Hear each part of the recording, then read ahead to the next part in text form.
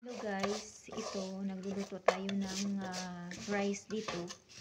Ito yung rice nila na lulutuin natin. Yung rice na ganito, yung kanilang talagang kinakain. Iba sa atin na plain lang. Ito parang pansit, iwan ko kung anong. Pero yung pangalan nito dito ay Sharia yata.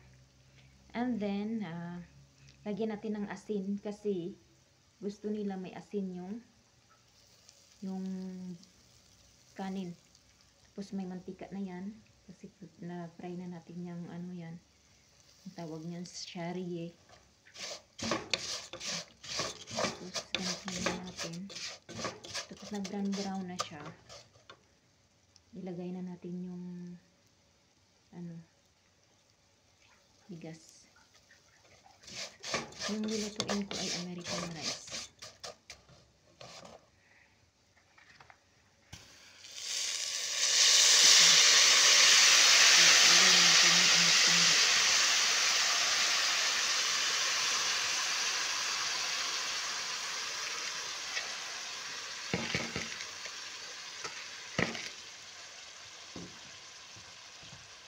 Pagkatapos ay ating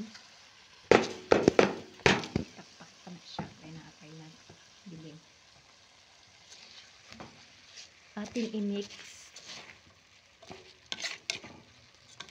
Yan. Tapos pag gusto mo pang lagyan ng asin, pwede mong lagyan ng asin. Ganyan dito. Sa kanila magluto sila ng rice.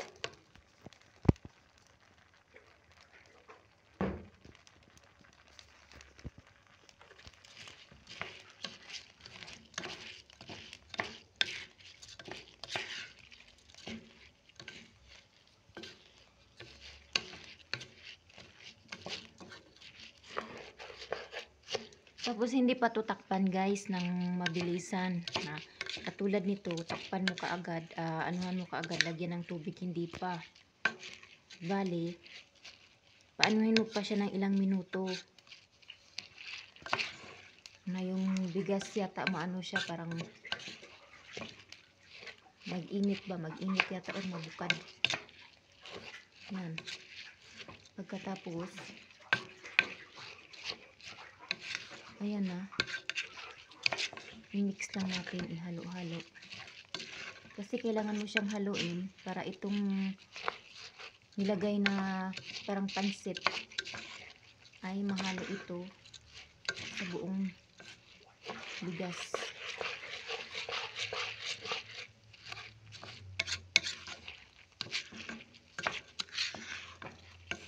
Ganyan.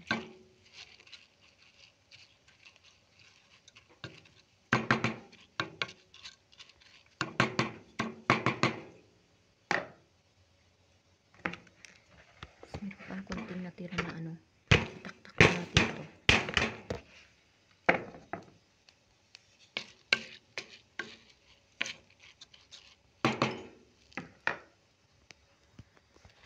So ayan, natin ng konti, tapos lagyan natin ng tubig. Tapos pag maglagay kayo ng asin, huwag niyong damihan kasi maparat siya.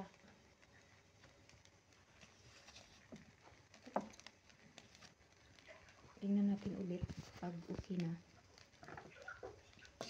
Ilagyan ng tubig.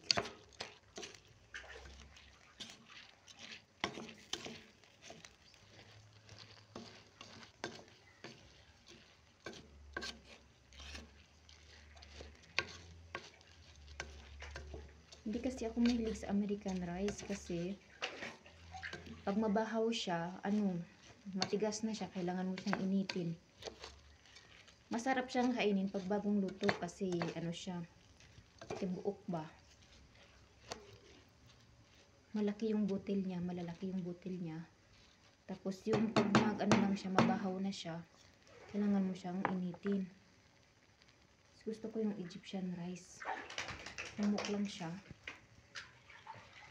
Tapos ayan na, okay na ito. Lagyan natin ng tubig. Yung tubig niya ay banta-bantaon lang natin na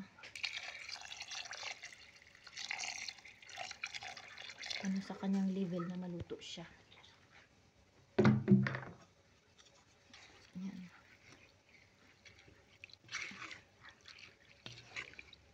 ganito, kulang pa.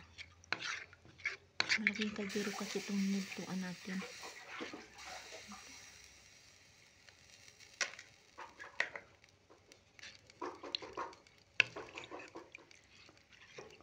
So ayan, kulang pa siya ng tubig.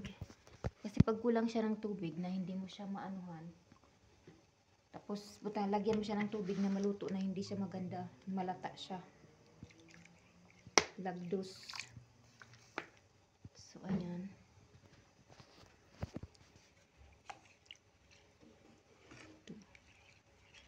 Ito medyo okay na. Pero hindi tayo makasigurado kung okay na ba siya. Ilagyan natin ng konting tubig ulit. Para sure na maluto siya. Kasi itong klaseng bigas na American ay bukakad. Kaya kailangan mo siyang damihan ng tubig.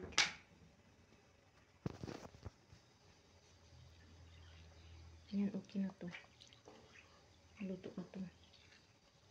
Tapos yung apoy, hindi natin masyadong lakihan.